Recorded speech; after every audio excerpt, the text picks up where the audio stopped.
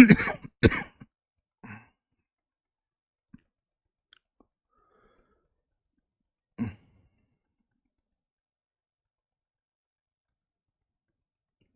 hello everyone. Everyone, please confirm, beta. Am I audible? Am I visible clearly to all of you? एक बार सभी लोग जल्दी से confirm कर देंगे ऑडियो वीडियो क्लियर है. Good evening, good evening, good evening to all of you.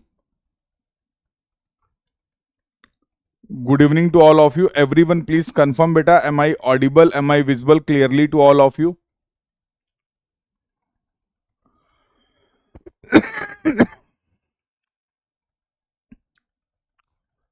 Okay, audio video clear, audio video clear है, ठीक है. चलिए, तो आई होप सभी लोग क्लास अब ज्वाइन कर चुके हैं. यस. सो हम लोग डिस्कशन कर रहे थे related to the railway track, geometric design of railway track में cross sectional element of the track की. Yes. After the cross sectional element of the track we will discuss about the some important concept like super elevation का concept क्या होता है, उसके बारे में बातचीत करेंगे. बट बिफोर दैट एक बेलास्ट वाला हमारा टॉपिक थोड़ा सा रह गया था, उसको यहां पर हम लोग कंप्लीट कर लेते हैं. तो लेट्स स्टार्ट द डिस्कशन. तो रेलवे इंजीनियरिंग के हम लोगों ने डिस्कशन स्टार्ट कर दिया है और ट्रैक के कंपोनेंट पे डिस्कशन चल रहा था. अब अगला डिस्कशन सेफ स्पीड और सुपर एलिवेशन पे होगा. But before that one more topic that we are going to cover, that is related to the ballast. तो लास्ट क्लास में हम लोगों ने बेलास्ट के बारे में डिस्कशन किया था. अच्छा 2 मिनट, क्या हो गया 2 मिनट?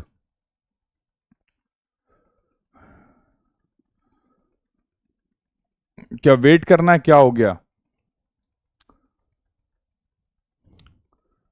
यस, हेलो बेटा, हेलो. आ गए?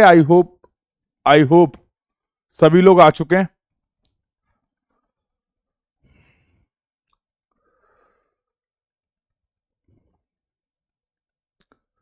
ठीक है, कनेक्ट कर लो, आप कनेक्ट कर लो. तो अभी हम लोग एक जो लास्ट डिस्कशन किया था उसी से अभी डिस्कशन को स्टार्ट कर रहे हैं. तब तक बाकी लोग भी ज्वाइन कर लेंगे. तो बेलास्ट का काम क्या था? एक पर्पज मैंने आपको बता दिया था, to ensure the drainage. Like ballast are provided to distribute the load on the bigger area and to generate some amount of the elasticity on the railway track. और साथ साथ ये क्या इंश्योर कर रहे थे? ड्रेनेज को भी इंश्योर कर रहे थे. अब एक यहाँ पे डिस्कशन ये बनता है कि जो बैलास्ट हम यूज कर रहे हैं, जो एग्रीगेट्स हम लोग यूज कर रहे हैं, उसका साइज क्या होगा? What will be the size of the aggregate that we should use? अब यहाँ पर दो प्रॉब्लम है. यहां पर हमें मैक्सिमम साइज ऑफ एग्रीगेट क्या होगा ये पता होना चाहिए, और मिनिमम साइज ऑफ एग्रीगेट क्या होगा ये भी समझना है. देखिए, अगर आपने बहुत बड़े साइज का एग्रीगेट यूज कर लिया तो उससे क्या प्रॉब्लम होगी?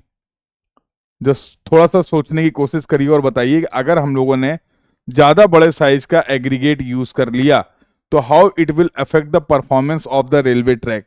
ये रेलवे ट्रैक की परफॉर्मेंस को किस तरीके से अफेक्ट करेगा? अगर बहुत एग्रीगेट का साइज बहुत ज्यादा होगा तो there will be no interlocking, there will be no interlocking among the aggregate. Interlocking अच्छी नहीं होगी, बिल्कुल सही बात है. बॉन्डिंग अच्छी नहीं होगी. जब बॉन्डिंग अच्छी नहीं होगी तो अल्टीमेटली उनकी स्ट्रेंथ कम होगी. और भैया बैलास्ट का काम क्या है? बैलास्ट का काम है लोड को तो डिस्ट्रीब्यूट करना, साथ साथ इन्हें सपोर्ट प्रोवाइड करना है स्लीपर को भी और स्लीपर के ऊपर रेल को भी. यस और नो? तो स्लीपर और रेल को सपोर्ट प्रोवाइड करने की भी रिस्पॉन्सिबिलिटी किसकी? बैलास्ट की. और इन दोनों का जो कब लोड आ रहा है फाइनली ये कन्वर्ट करना है सॉइल सबग्रेड में. और अगर स्ट्रेंथ नहीं होगी तो देयर में भी द पॉसिबिलिटी की जो बैलास्ट आपने प्रोवाइड की है, बैलास्ट की लेयर प्रोवाइड की है, ये फेल हो जाए. इसलिए हमारा एग्रीगेट का साइज बहुत ज्यादा नहीं होना चाहिए. अगर हम बहुत स्मॉल साइज का एग्रीगेट यूज कर लेंगे तो क्या प्रॉब्लम आएगा?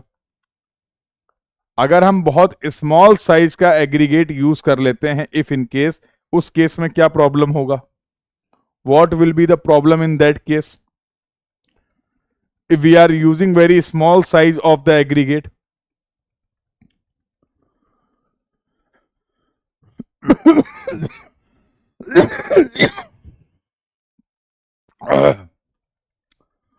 अगर बहुत स्मॉल साइज का एग्रीगेट आप यूज कर लेंगे obviously there will be less voids, और वाइड्स अगर कम रह जाएंगे तो फिर प्रॉपर ड्रेनेज नहीं होगा. इसका मतलब जो है कि मैक्सिमम साइज जो है, मैक्स साइज ऑफ बेलास्ट की अगर बात करें तो मिनिमम साइज को सेलेक्ट करने के लिए क्राइटेरिया हमारा कंसर्न क्या है, ड्रेनेज का क्राइटेरिया यूज कर रहे हैं। और मैक्सिमम साइज को यूज करने के, मैक्सिमम साइज हम कितना यूज करेंगे ये डिपेंड करेगा इंटरलॉकिंग कितना है। ठीक है, इंटरलॉकिंग कितना प्रॉपर हो पा रहा है उसके बेसिस पे हम लोग, तो अगर एक साइज की रेंज की बात करें, साइज ऑफ बेलास्ट जो होता है वो जनरली 1.6 टू 5.1 सेंटीमीटर वेरी करता है। It is the general size of the ballast that we are basically using, aggregates that we are basically using for the ballast construction. Ballast की layer में इस size के एग्रीगेट आप use करते हैं।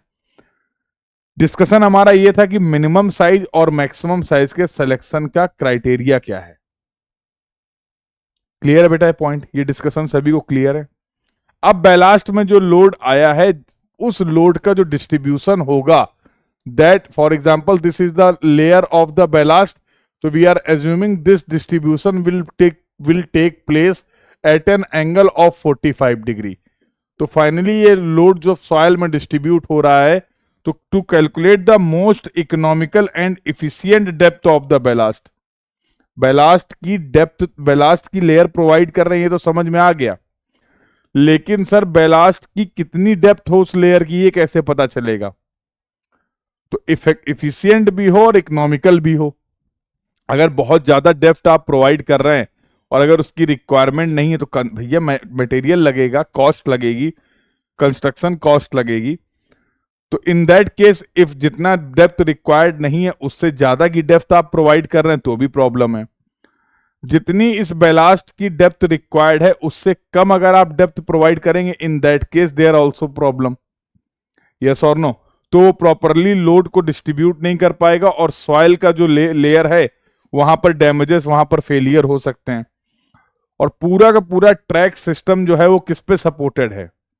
Ultimately सब पूरे एलिमेंट्स को सपोर्ट कर प्रोवाइड करने वाला हमारा सॉइल का ही लेयर है।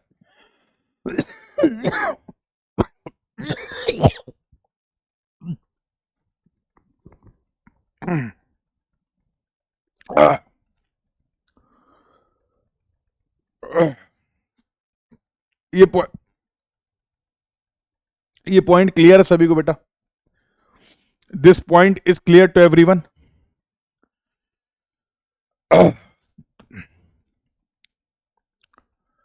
सही है, सही है। थोड़ा सा बोलते बोलते अभी बताया ना, आई थिंक वायरल है, उसकी वजह से थोड़ा सा प्रॉब्लम है, कफ एंड कोल्ड का,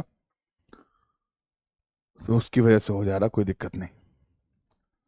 इसमें कहीं कोई डाउट हो तो पूछ लो। अब हमारा मेन कंसर्न है,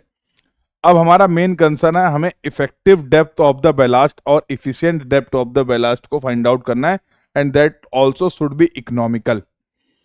तो इस डेप्थ को फाइंड आउट करने के लिए हम लोगों ने जो लोड का डिस्ट्रीब्यूशन हो रहा है, we are assuming that the load will distribute at an angle of 45 degree. Sir आपकी हेल्थ बहुत वीक हो रही है। अरे हेल्थ ठीक है, वायरल है, वायरल भाई हो जाता है यार, ऐसे मत को, फिर डराओ नहीं मुझे। हाँ, वायरल तो हो सकता है कि नहीं हो सकता है? हम्म,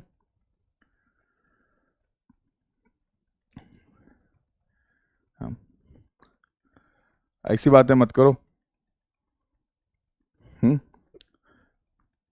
ठीक है। 45 एंगल क्यों ले रहे हैं? 45 एंगल इसलिए ले रहे हैं, अब थोड़ा सा यहाँ पर हाईवे का डिस्कशन जो है वो काम आएगा। चलो खैर, आप लोगों ने आई होप नहीं करा होगा। हाईवे में भी जब हम लोगों ने इक्विवेलेंट सिंगल व्हील लोड, का डिस्कशन किया था बेटा, तो वहां पर हम लोगों ने लोड डिस्ट्रीब्यूशन 45 डिग्री पे एज्यूम किया था। एजम्पशन क्यों लेते हैं लाइफ में, कभी भी एनालिसिस में एजम्पशंस क्यों लेते हैं? जिससे हमारी एनालिसिस जो है वो आसान हो जाए। किसी भी एजम्पशन का बेसिक पर्पस ये होता है। एग्जैक्टली कितने एंगल पे हो रहा है ये तो हमें नहीं पता है, और एनालिसिस भी करनी है। ये लोड का डिस्ट्रीब्यूशन हो रहा है ये तो सभी लोग मानते हो ना, कि बेलास्ट की जो लेयर है वो लोड को डिस्ट्रीब्यूट कर देगी, ये आप एग्री करते हो सभी लोग, to the bottom layer of the soil. To the bottom layer of the soil. ये पॉइंट तो सभी को क्लियर है।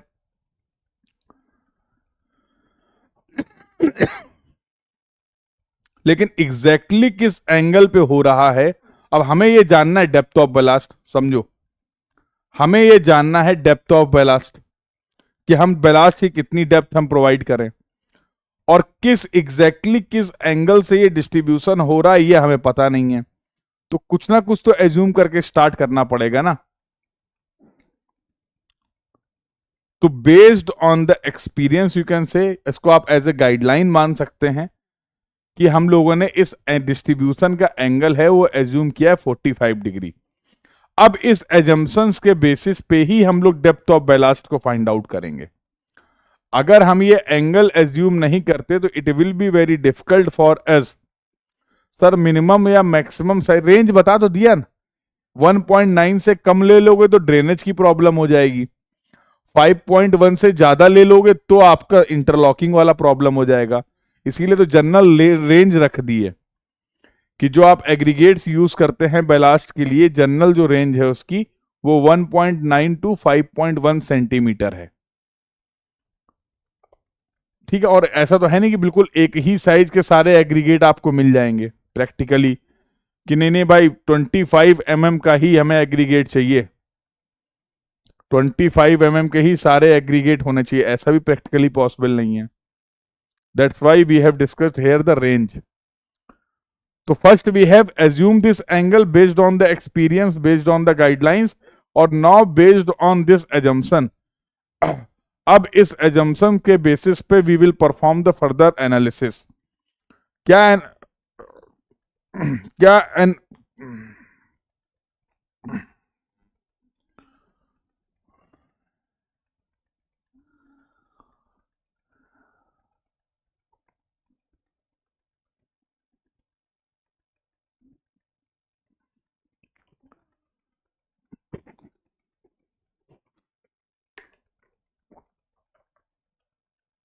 क्या एनालाइज करना चाह रहे हो आप? You basically want to analyze the effective depth और economical depth of the ballast।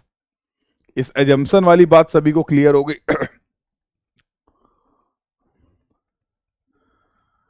ये assumption वाली बात सभी को क्लियर हो गई? Yes or no? This assumption part is clear to everyone? ठीक है, चलिए अब हम मेन कंसर्न, अब देखो पूरा गेम यहां पर आपको इस पिक्चर से क्लियर हो जाएगा। ये एक ट्रेन का डब्बा दिखाया गया है, बिल्कुल आसान भाषा में अगर बोले, ये सब इसके ये व्हील है, ये एक व्हील दिख रहा है आपको, एक ये व्हील, एक एक व्हील नहीं होगा, दूसरे साइड एक एक व्हील और होगा, दूसरे साइड एक एक व्हील और होगा। देखो ये एक व्हील लगा हुआ है, एक ये व्हील लगा हुआ है, ये इसको एक्सल अगर मान लें तो एक व्हील इधर पे भी होगा, व्हील असेंबली है पूरा। अब इसको ये आप ये सेक्शन जो आप देख पा रहे हैं, दिस इज योर रेल, ये रेल है, रेल के ऊपर ये व्हील मूव कर रहे हैं। ठीक है, साइड व्यू देख रहे हैं आप, कौन सा व्यू है, तो व्यू भी साथ साथ मेंशन कर रहा हूं ताकि समझने में कोई दिक्कत ना हो किसी को। तो अब क्या हो रहा है, ये रेल से लोड आया, ये मूविंग जो रोलिंग लोड था ये कन्वर्ट किया रेल ने कहां पर, दीज आर योर स्लीपर, ये आपके स्लीपर्स आपको दिख रहे हैं। ये देखो ये लोड डिस्ट्रीब्यूट हुआ स्लीपर में, स्लीपर की हेल्प से ये लोड डिस्ट्रीब्यूट हुआ बैलास्ट में, और बैलास्ट के बाद आपके पास सॉइल सबग्रेड तक फाइनली आपने इस लोड को डिस्ट्रीब्यूट कर दिया। ये देखो, तो this is the approximate load distribution that you can consider, this is the approximate load distribution that you can consider, and this angle we have considered as 45 degree that we have assumed as. तो जो कम area था, load तो same रहने वाला, load will not change, ये अलग अलग कंपोनेंट की हेल्प से आपने इस लोड को ज्यादा एरिया में, अब यहां पर एरिया क्या होने वाला है, area is going to be more. तो जो लास्ट अभी हम लोगों ने डिस्कस किया कि stress is equal to load upon area, तो जैसे जैसे हमारे यहां पे डेप्थ इंक्रीज कर रही है, as the depth is increasing stress will decrease. इस ट्रैफिक की लोड की वजह से, इस व्हील के लोड की वजह से जो डेवलप्ड स्ट्रेसेस हो रहे थे उनकी वैल्यू डिक्रीज होगी। तो एक सवाल मैंने पूछा था कि डायरेक्टली आपने इस पे 2 रेल लगा के व्हील को क्यों नहीं मूव करा दिया? क्योंकि उस केस में सॉइल में इतनी स्ट्रेंथ नहीं होती कि व्हील लोड के मूवमेंट की वजह से जो स्ट्रेसेस डेवलप हो रहे हैं वो उनको बियर कर पाता। और तुम कॉमन सेंस के आधार पे भी बोल सकते हो, इतने कंपोनेंट तुमने देख लिए, सबसे कॉस्टली कंपोनेंट कौन सा होगा इसमें? ये सॉइल है, ये एग्रीगेट्स हैं, ये स्लीपर हैं और ये रेल है। सबसे ज्यादा कॉस्टली कंपोनेंट कौन होगा? रेल। क्योंकि सबसे ज्यादा स्ट्रेसेस किसको बियर करने हैं? सबसे ज्यादा इस व्हील लोड के मूवमेंट की वजह से सबसे ज्यादा स्ट्रेसेस कहां पे आ रहे हैं? अरे ट्रैक की बात कर रहे हैं मोहम्मद भाई, सुना तो करो सवाल से, सवाल को ध्यान से सुन तो लो। ट्रैक की बात कर रहा हूं मैं। इस ट्रैक के इतने सारे जो एलिमेंट आपने पढ़े, इतने सारे कंपोनेंट जो आपने पढ़े, उनसे रिलेटेड में उन सब में कंपेरेटिवली पूछ रहा हूं।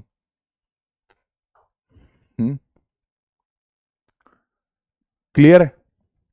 क्योंकि यहां पर स्ट्रेसेस सबसे ज्यादा। इसके बाद देखो स्लीपर्स, जैसे जैसे आप जा रहे हो ना वैसे वैसे कॉस्ट भी डिक्रीज करती चली जाएगी।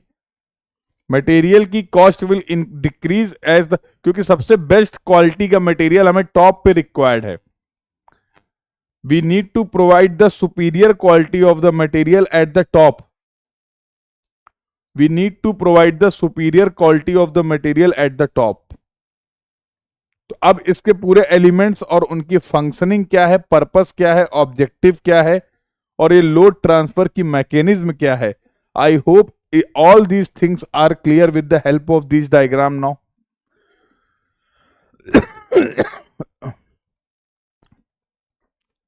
बैलास्ट से भी चीपेस्ट वाला जो होगा last layer, that is the soil.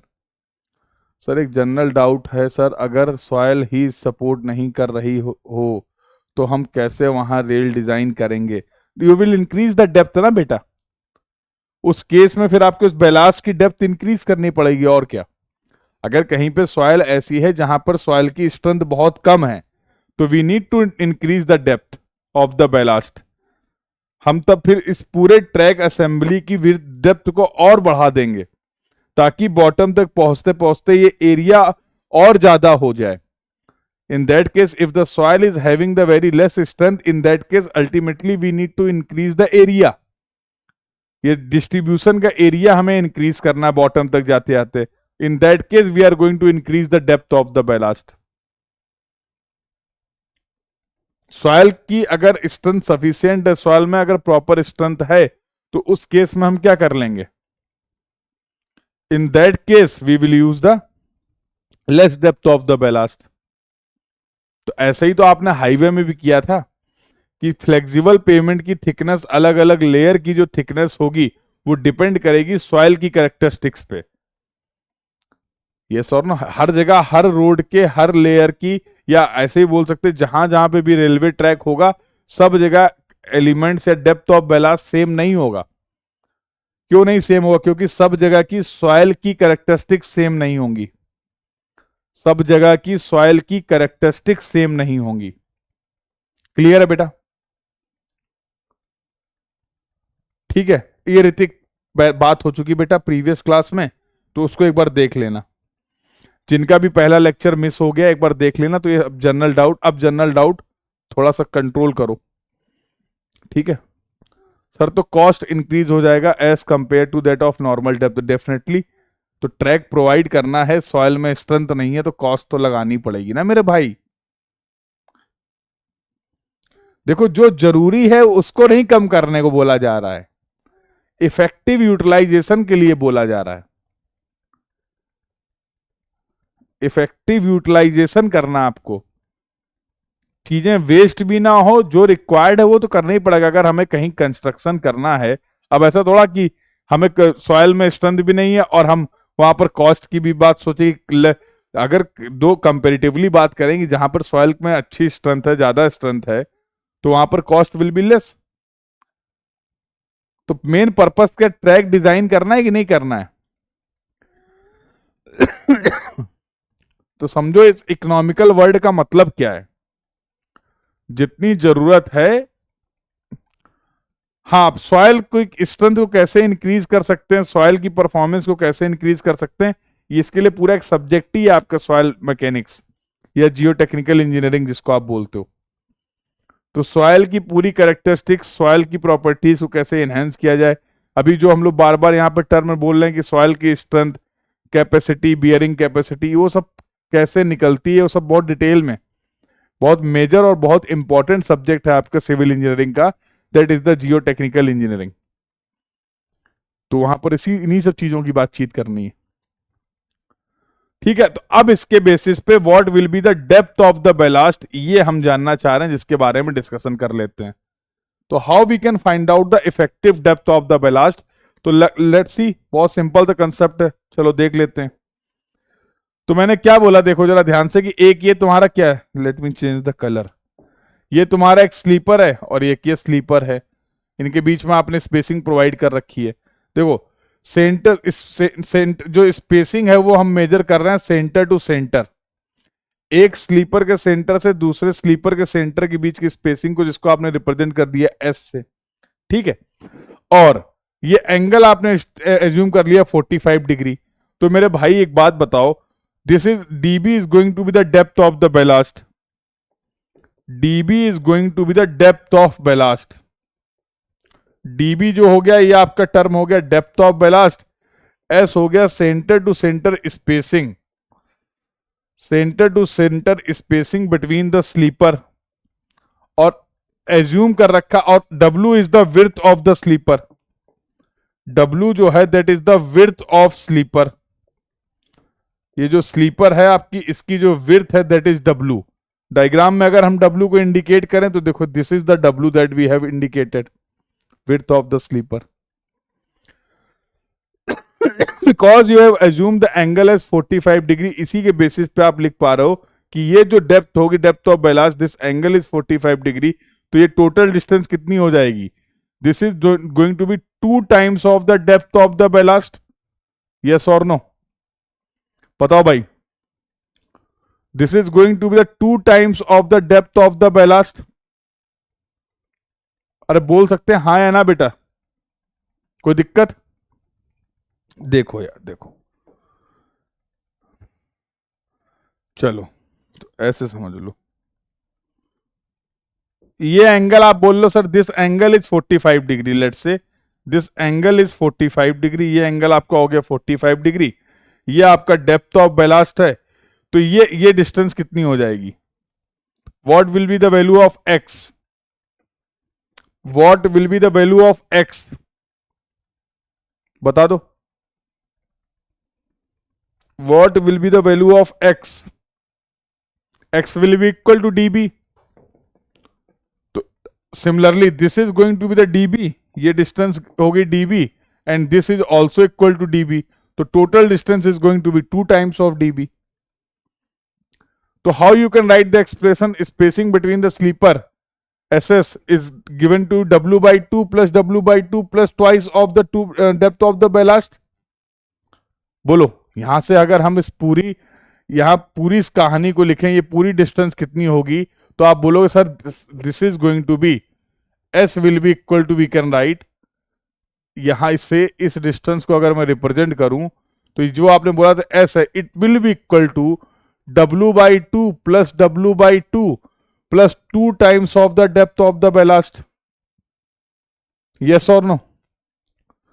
तो भैया ये है it will be equal to the spacing between the sleeper, तो क्या यहां से हम डेप्थ ऑफ द बेलास्ट निकाल सकते हैं, तो क्या हम यहां से डेप्थ ऑफ द बेलास्ट निकाल सकते हैं, सेंटर टू सेंटर स्पेसिंग बोल दो माइनस W by 2, क्या in this way can we find out the depth of the ballast बेटा। और ये जो डेप्थ आप बोल रहे हैं ये आप कंसीडर कर रहे हैं sir this is the effective depth of the और economical depth of the ballast. किसी टर्म में कहीं कोई दिक्कत हो तो बताओ, किसी भी किसी भी नोटेशन में अगर किसी को कहीं पे भी कोई दिक्कत हो तो बताओ, आराम से देख लो, entire discussion is in front of you. If anyone having any doubt, any query at any point, you can ask your doubt, you can ask your query. तो बेटा पूछ सकते हैं आप। You can ask your doubt, you can ask your query.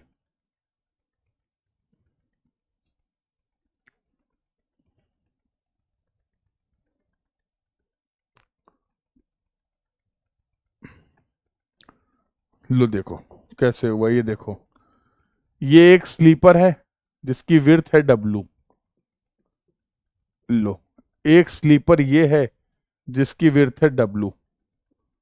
ठीक है भैया, आप समझ लेना एक बार प्लीज ध्यान से, दोबारा से रिपीट कर रहा हूं। इन दोनों के बीच की सेंटर टू सेंटर जो डिस्टेंस है दोनों स्लीपर के बीच की, उसको मैंने बोल दिया S। लोड का जो डिस्ट्रीब्यूशन आप एज्यूम कर रहे थे, that you have assumed at an angle of 45 degree. ये डिस्ट्रीब्यूशन आप एज्यूम कर रहे हैं कितने एंगल पे? That distribution you are assuming at 45 degree. तो मेरे लाल ये बताओ, this is the let's say depth of the ballast. ये डिस्टेंस जो है इसको हम लोग बोल रहे हैं डेप्थ ऑफ बेलास्ट। ठीक है, इसको हम लोग बोल रहे हैं डेप्थ ऑफ द बेलास्ट। तो what will B this distance? ये डिस्टेंस मान लो x हो गई और ये डिस्टेंस हो गई x। ठीक है, this angle you are saying this is 45 degree. तो 1045 लगा दें। बोलो भाई, साइन कॉस 10 तो पढ़ा है मोहम्मद भाई। तो उस हिसाब से x की वैल्यू क्या आ गई? It will be equal to depth of the ballast. तो इस स्पेसिंग को तो मैं ऐसे भी तो लिख सकता हूं, W/2, ये विड्थ हाफ विड्थ, इसको भी मैं यहां पर रिप्रेजेंट कर देता हूं। ये हो गई W/2, ये ग्रीन से रिप्रेजेंट किया है, ये ग्रीन से रिप्रेजेंट कर दिया W/2। तो सेम S को क्या मैं ऐसे लिख सकता हूं, W/2 plus x plus x plus W/2। अब ठीक है मोहम्मद, देखो जरा, S is equal to W/2 plus x plus W/2, ये लिख सकते हैं? बोलो भाई, लिख सकते हैं? चलो चलो, इसको ऐसे भी लिख सकते हैं क्या कि W प्लस 2x, और x की वैल्यू क्या है? dB। तो W plus 2dB, W plus 2dB। तो S इज इक्वल टू आ गया W प्लस 2dB। ठीक है, तो क्या मैं लिख सकता हूं S minus W/2 is equal to dB। S minus W/2 is equal to dB। लिख सकते हैं भाई, बताओ। यही तो लिखा हुआ था, S minus W/2 will be equal to the depth of the ballast.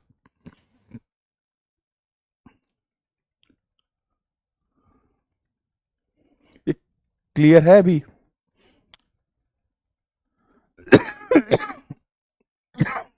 एक बार कंफर्म करना बेटा, क्लियर है? एक बार सभी लोग कंफर्म करना, क्लियर है? एवरीवन प्लीज कंफर्म बेटा, the discussion is clear to everyone. चलिए, तो अब अगला डिस्कशन स्टार्ट करते हैं। तो अभी तक के डिस्कशन को एक बार मैं समराइज कर दूं। तो बैलास्ट का क्या रोल है, रेल का क्या रोल था, स्लीपर का क्या रोल था, और सॉयल का क्या रोल था, स्लीपर डेंसिटी क्या टर्म था, और इफेक्टिव डेप्थ ऑफ द और economical depth of the ballast कैसे हम फाइंड आउट कर सकते हैं, इन टॉपिक्स पे हम लोगों ने बातचीत करी। ठीक है, नहीं नहीं बेटा, यहां पर कोई ओवरलैपिंग का कंसेप्ट नहीं, डोंट वरी, यहां पर कोई भी ओवरलैपिंग का कंसेप्ट नहीं है। ठीक है, तो now let's see the further discussion. अब आगे अगर बातचीत करें तो अब बेटा यहां से जो है डिस्कशन, वो बहुत इंपॉर्टेंट डिस्कशन स्टार्ट हो रहा है, that is related to the safe speed on any railway track. ये समझो जरा ध्यान से, किसी भी रेलवे ट्रैक में सेफ स्पीड क्या होगी, ये हमें समझना है। क्योंकि देखो, कि अगर सेफ स्पीड से ज्यादा स्पीड पे आप मूव कर गए किसी भी रेलवे ट्रैक में, अगर आपकी ट्रेन जो है वो सेफ स्पीड से ज्यादा स्पीड से मूव कर जाएगी, in that case there may be the chances of the derailment. Derailment का मतलब क्या? एक्सीडेंट। एक्सीडेंट का मतलब क्या है? लॉस, जो कि बिल्कुल भी हम नहीं चाहते हैं। यस और नो? अरे किसी का भी किसी भी एक्सीडेंट की वजह से कोई लॉस हो, ऐसा तो नहीं चाहते। तो we want to provide the safe transportation. तो किसी भी रेलवे ट्रैक में, जो भी रेलवे ट्रैक हम प्रोवाइड कर रहे हैं, उसमें कोई भी ट्रेन मैक्सिमम किस स्पीड से, और अब शुड आई से मैक्सिमम किस सेफ स्पीड से मूव कर सकती है, अब हम ये जानना चाहते हैं। Now that we want to discuss.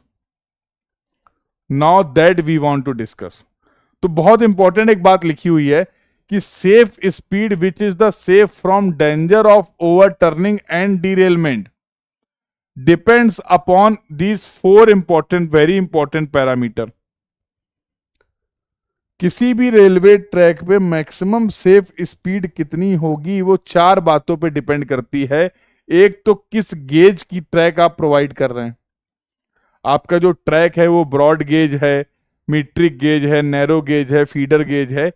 Gauge पे डिपेंड करेगा कि मैक्सिमम स्पीड, सेफ स्पीड क्या हो सकती है। अब सर किसी भी पर्टिकुलर गेज के लिए कितनी सेफ स्पीड होगी, ये हमें कौन बताएगा? सवाल ये है। अभी तो आपने बताया ना कि गेज पे डिपेंड करेगा, स्पीड जो है वो गेज पे डिपेंड करेगा, ये तो मैं समझ गया।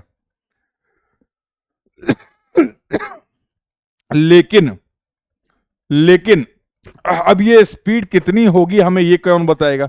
तो जैसा कि आप हाईवे में पढ़ते हैं, रेलवे में भी हम लोग आ चुके हैं, हमारे पास कुछ स्टैंडर्ड बॉडीज हैं। देयर आर सम ऑर्गेनाइजेशन जिनका काम क्या है, एज ए डिजाइनर हम किन गाइडलाइंस को फॉलो करें, वो गाइडलाइंस प्रोवाइड करने की जिम्मेदारी उनकी है। तो रेलवे की डिजाइनिंग से रिलेटेड जो हमें गाइडलाइन मिलती है, वो कहां से मिलती है? उसके लिए हमारे पास है रेलवे बोर्ड।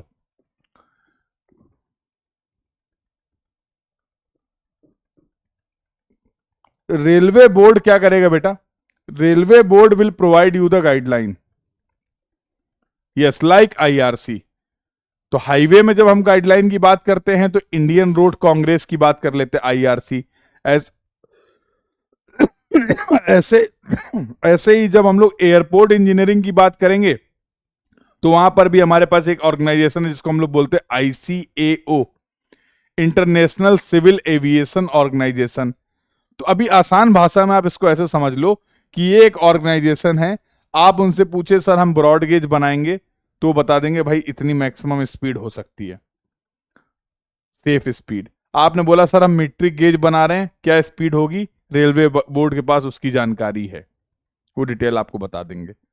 तो depending upon any particular gauge what will be the maximum safe speed, that we will know from where, that we will know from the guideline provided by the railway board. ठीक है, सुनते रहो ध्यान से, कुछ important conclusion मैं बताना चाह रहा हूं, वहां तक मुझे पहुंचने दो, फिर तुम्हारे अगर कोई डाउट एंड क्वेरी रह जाए तो पूछ लेना। अभी ध्यान से सुनो डिस्कशन को। दूसरा आपने बोला कि सर अगर हमारे ट्रैक में कहीं पे कोई टर्न है, भैया हम जितने भी रेलवे ट्रैक बना रहे जरूरी थोड़ा ऐसे ही हो, ऐसे ट्रैक नहीं हो सकते हैं। क्या आपको भी पता है फॉर चेंजिंग द अलाइनमेंट, हमें अपनी डायरेक्शन को चेंज करने के लिए, अलाइनमेंट को चेंज करने के लिए, इसको आप बोल सकते हो sir this is the straight track. ये जो ट्रैक दिख रहा है ये स्ट्रेट ट्रैक है, and this is your curve track. ये कैसा ट्रैक हो गया? This is your curve track. तो देयर में भी द हॉरिजॉन्टल कर्व, कुछ इस तरीके के कर्व भी हो सकते हैं हमारे ट्रैक में। हर ट्रैक स्ट्रेट हो ऐसी तो कोई कंपलसरी नहीं है condition. For changing the alignment हमें कर्व ट्रैक भी तो प्रोवाइड करने पड़ सकते हैं। For changing the alignment we need to provide the curve track also, yes और नो? अब भाई अगर एक कोई कर्व ट्रैक प्रोवाइड कर रहे हो फॉर एग्जाम्पल, तो तुम्हें नहीं लगता है कि इस कर्व की कोई ना कोई रेडियस होगी?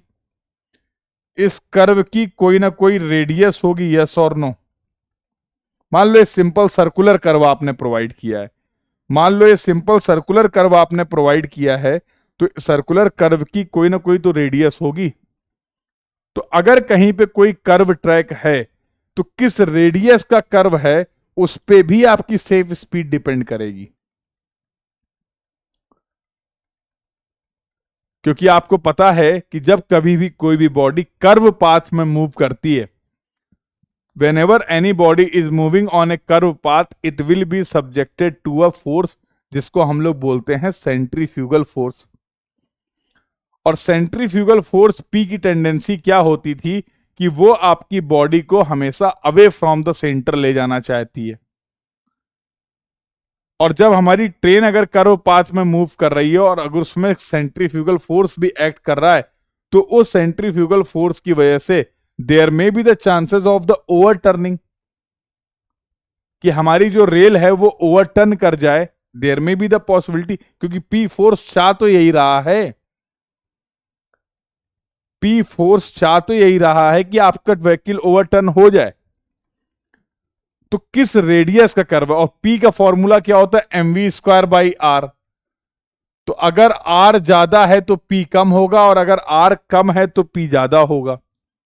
कहने का मतलब क्या है, किसी भी कर्व ट्रैक में मैक्सिमम कितनी स्पीड से आप मूव कर सकते हैं, that will also depend upon the radius of the curve. अगर कर्व है वहां पे, अगर कर्व है, कर्व ट्रैक है, तो वहां पर स्पीड जो होगी वो रेडियस पे भी डिपेंड करेगी। Do you agree on this point, yes और नो?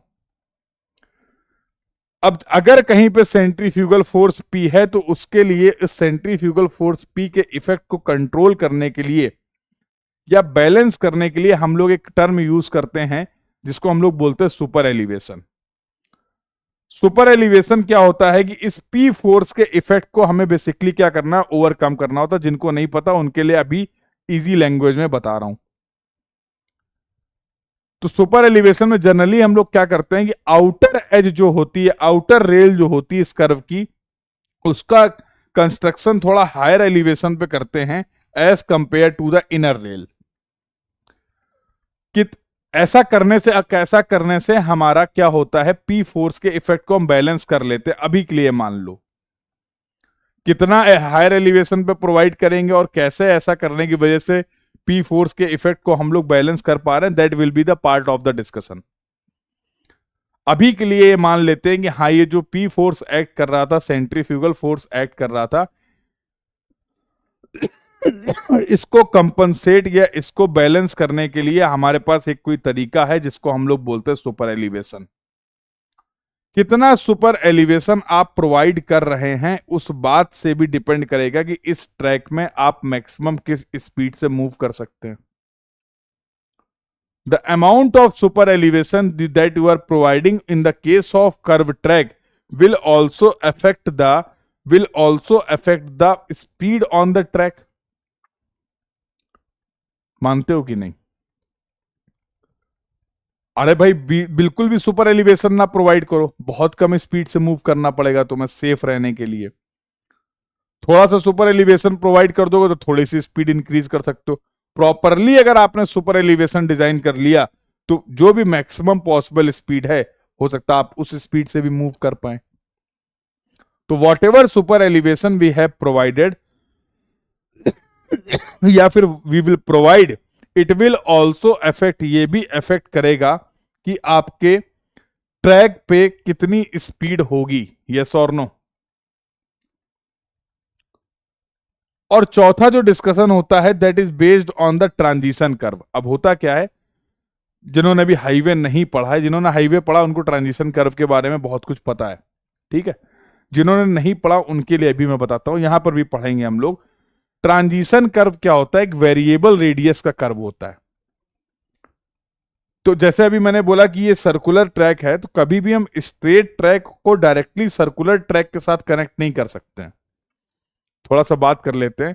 फॉर एग्जाम्पल, अगर ये स्ट्रेट ट्रैक था और डायरेक्टली फिर आप इसे एक आर रेडियस के कर्व के साथ कनेक्ट नहीं कर सकते हैं। Suddenly we can not connect the straight portion of the track with the circular portion of the track. ऐसा अगर हम कर देंगे तो अभी के लिए मान लो कि उसमें डिस्कंफर्ट होगा। ऐसा अगर हम ऐसा कर देंगे तो again there may be the possibility of the derailment. तो इसके लिए क्या करते हैं, इसको स्मूथली करेक्ट करने के लिए हम इन दोनों के बीच में एक वेरिएबल रेडियस का कर्व प्रोवाइड करते हैं, और ये जो येलो कलर से आप देख रहे हो कर्व, इसी को बोलते हैं हम लोग ट्रांजिशन कर्व, और इसकी लेंथ को मान लो यहां पर मैं एल से रिप्रेजेंट कर रहा हूं।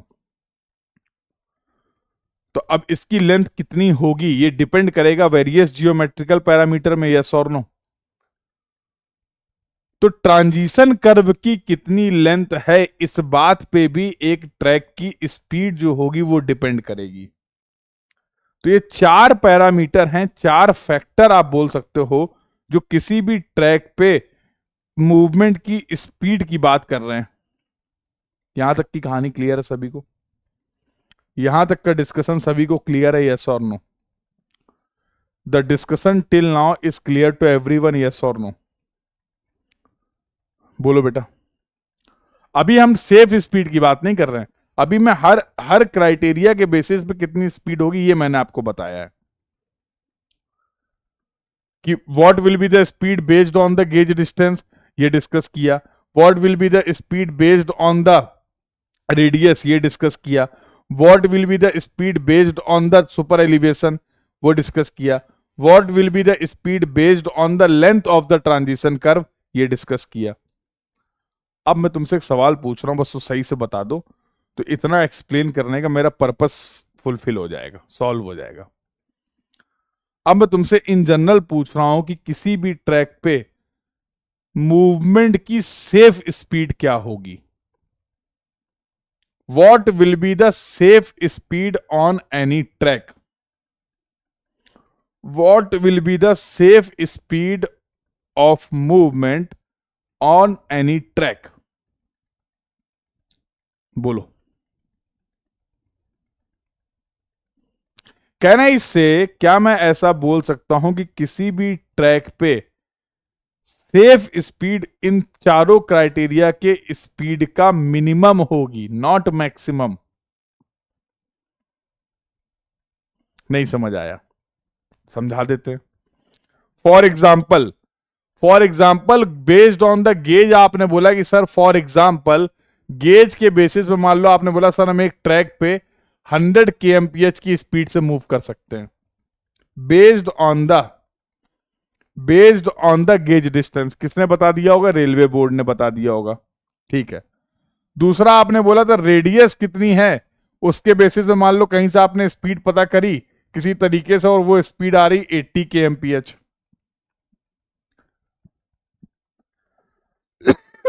वो स्पीड आ रही 80 kmph। ये हम लोग हर एक अलग अलग क्राइटेरिया से अलग अलग फैक्टर के बेसिस पे हम ये सेफ स्पीड निकाल लें, मैक्सिमम स्पीड अलाउ कितनी हो सकती है ये निकाल लें। तो based on the gauge distance मान लो ये value I, based on the radius ये वैल्यू आ रही है। तीसरा आपने बोला सर सुपर एलिवेशन से, तो मान लो मैंने बोला for example this value we are getting as 90 kmph। Transition curve के क्राइटेरिया से बात करी तो ये वैल्यू आ रही है 70 kmph। Let's say for example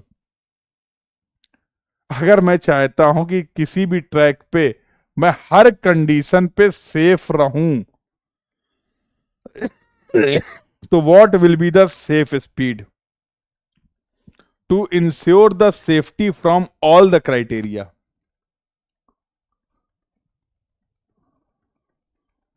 To ensure the safety from all the criteria.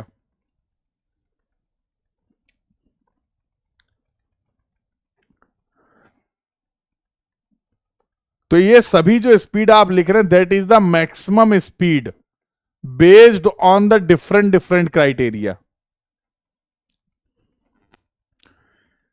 Maximum 100 kmph possible है based on the gauge distance. 60 कहां से आ गया चाचा? 60 तो है ही नहीं। अरे यार ऐसा मत करो।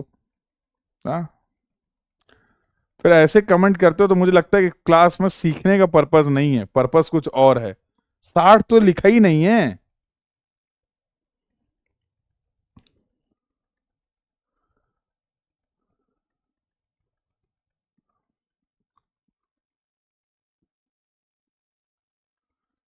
ठीक है, मैक्सिमम कितनी स्पीड हो सकती बेस्ड ऑन द रेडियस, तो वो आपने बोला 80 kmph।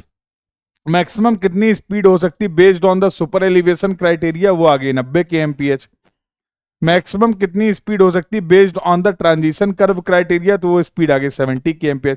हम चाहते हैं कि हम हर कंडीशन में सेफ रहें, तो कहना इससे it will be equal to minimum of all the criteria, it will be minimum of all the criteria, yes or no? It should be minimum of all the criteria,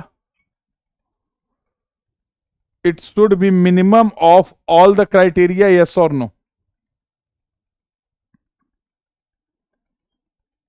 ये discussion सभी को clear है बेटा? This discussion is clear to everyone, yes और no? अब पढ़ लो, पहले पढ़ने को नहीं कहा था, अब पढ़ो क्या लिखा हुआ है, ये लाइन पढ़ो और बताओ। Safe speed which is the safe from danger of over turning and derailment depends upon this factor. In factors की बात करी और अब ये रहा कंक्लूजन जो हमें डिस्कस करना था।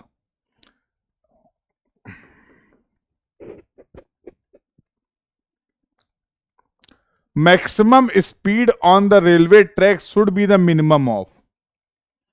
किसी भी रेलवे ट्रैक पे मैक्सिमम आप किस स्पीड से मूव कर सकते हैं वो डिपेंड करेगा इन चारों क्राइटेरिया। रेलवे बोर्ड जो कि आपको स्पीड बताएंगे based on the gauge, Martin formula जो आपको स्पीड बताते हैं based on the radius, super elevation और ट्रांजिशन कर्व।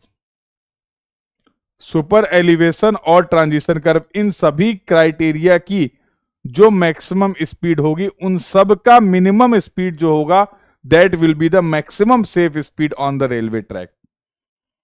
तो कंफ्यूज मत हो जाना मिनिमम मैक्सिमम में, कंफ्यूज मत हो जाना मिनिमम और मैक्सिमम में। क्लियर है बेटा? यहां तक की स्टोरी सभी को क्लियर है तो एक बार बता दो। If the entire discussion till now is clear to everyone, please confirm। और अगर यहां तक के डिस्कशन में किसी को कहीं पे भी कोई डाउट है, कोई क्वेरी, तो आप पूछ सकते हैं। If anyone having any doubt any query, तो फिर आप पूछ सकते हैं, किसी को भी कोई भी डाउट हो तो what is the conclusion? Maximum safe speed on any track will be the minimum of all the criteria, will be minimum of all these criteria। Clear है? तो अब अगला डिस्कशन जो हमें करना है, हम ये जानना चाहते हैं कि how we can find out the speed from the different. अभी सुपर एलिवेशन पढ़ाया नहीं है भाई, अभी सुपर एलिवेशन पढ़ाई कहां जो समझ में आ जाएगा। ऋषि भाई अभी पता ही कहां सुपर एलिवेशन के बारे में, अभी तो सुपर एलिवेशन के बारे में कुछ डिस्कस ही नहीं किया है। कुछ होता है ऐसा, ये बोल रहा हूं, फिर से सुन लो। कर्व जब ट्रैक होता है, जब ये तो समझ में आ गई, कर्व ट्रैक में सेंट्रीफ्यूगल फोर्स भी डेवलप होगा। ये तो 11वीं 12वीं में भी पढ़ा होगा ऋषि भाई, पढ़ा है। वैसे तुमने सुपर एलिवेशन के बारे में भी होगा थोड़ा बहुत, उसको रिलेट करा देता हूं। जब कर्व पाथ में कोई भी बॉडी मूव करेगी तो उसमें सेंट्रीफ्यूगल फोर्स पी एक्ट करेगा, जिसकी वैल्यू होती है mv²/r, ये तो पता है। तो जब कर्व में हमारी ट्रेन मूव करेगी तो वो पी फोर्स इस ट्रेन पे भी लगेगा। बोलो, जब कर्व ट्रैक में हमारी ट्रेन का मूवमेंट होगा तो पी फोर्स तो यहां पर भी एक्ट करेगा। उस पी फोर्स के इफेक्ट को खत्म करने के लिए हम डिजाइनिंग में कुछ ऐसा करेंगे चेंज, जिसको अभी के लिए मैं बोल रहा हूं सुपर एलिवेशन। बस क्या करेंगे, कैसे करेंगे, कितना करेंगे, वो तो अभी डिस्कशन का पार्ट है, वो तो अभी डिस्कशन का पार्ट है। तो कुछ होता होगा सुपर एलिवेशन, और ये थोड़ी सी प्रॉब्लम इसलिए आ रही क्योंकि अभी हाईवे आपने कंप्लीट नहीं किया है। जिन्होंने हाईवे कंप्लीट कर रखा है they are totally comfortable with the super elevation, I hope. हाँ, बट कोई बात नहीं, मैं चाहता तो अभी यहीं पे थोड़ा सा उसको ब्रीफ में एक्सप्लेन करके खत्म कर सकता था, बट इंटेंशनली मैंने नहीं खत्म किया। मैं चाहता हूं कि सुपर एलिवेशन पे आपके लिए भी, जो फर्स्ट ईयर के बच्चे हैं, सेकेंड ईयर के बच्चे जो पहली बार पढ़ रहे रेलवे एंड एयरपोर्ट, उनके लिए मैं थोड़ा सा और डिटेल में एक्सप्लेन करूंगा। ठीक है, तो नीड नॉट टू वरी, परेशान मत हो। बोल दिया तो बोल दिया यार, बोल दिया कि तुम्हें किसी प्रीवियस डिस्कशन अगर तुमने नहीं किया उसकी वजह से दिक्कत नहीं होगी। नहीं, ऐसी कोई दिक्कत नहीं है, थोड़ा सा पार्ट है जो कि रिलेटेड है बस, बाकी अलग चीजें नई चीजें हैं। और सुपर एलिवेशन वाला ही एक केवल पार्ट है जो मेजरली वहां से रिलेटेड है, बाकी सब नया है। तो अगर आपके पास हाईवे का एक्सेस है तो सुपर एलिवेशन वाला चैप्टर चाहो तो देख लो कल की क्लास के पहले, तो बहुत बढ़िया रहेगा। अगर आप लोग के पास एक्सेस है हाईवे का तो यस कर सकते हैं आप लोग, नहीं भी है तो जितना जरूरी है उतना मैं यहां पर जरूर बताऊंगा। ठीक है, और किसी को कोई doubt? Any other doubt to anyone? Any other doubt to anyone? चलो बेटा, तो आज की क्लास का डिस्कशन थोड़ा यहीं तक रखते हैं यार। हाँ तो मैक्स, अब हमारा मेन कंसर्न जो है, अब हम कोई बात नहीं, नहीं एक्सेस परेशान मत, तो मैं बताऊंगा सुपर एलिवेशन के बारे में। तुम्हें यह समझ में आ गया कि मिनिमम क्यों ले रहे हैं इन चारों क्राइटेरिया का? अभी केवल इस टॉपिक में ये समझाना चाह रहा था। अभी तुम ये भी छोड़ दो चार क्राइटेरिया कौन कौन से, बस समझ लो कि मल्टीपल क्राइटेरिया हैं, इनमें हमने इनका सबका मिनिमम क्यों लिया, बस ये जानना चाह रहा हूं मैं।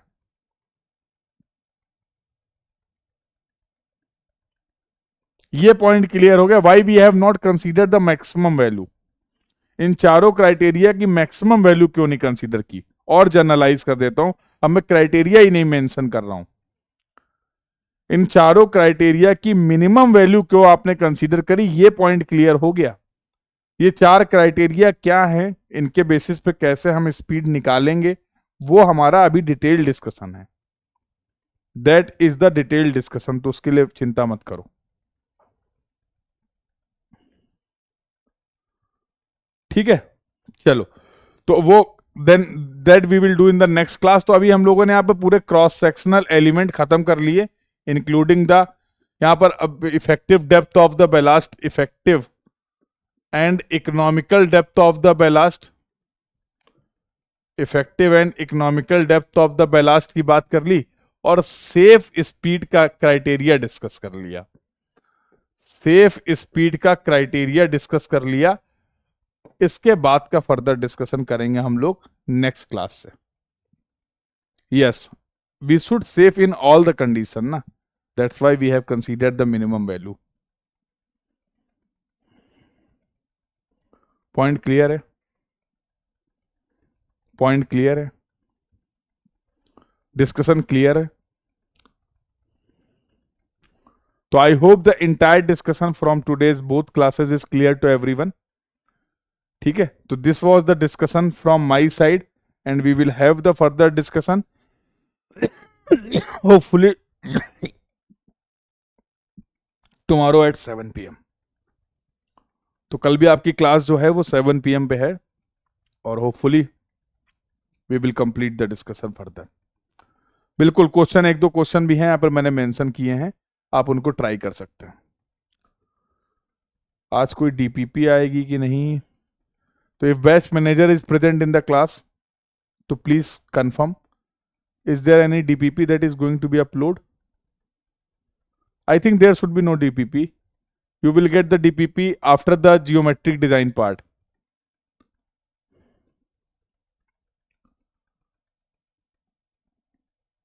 So yes, you will get the DPP after the completion of the railway part.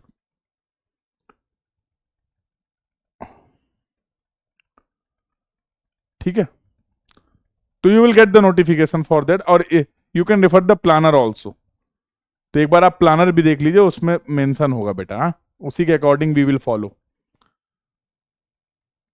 ठीक ठीक, थैंक यू बेटा। So this was all about for this class. See you tomorrow in the next class for the further discussion. Thank you everyone. Keep learning. Thank you.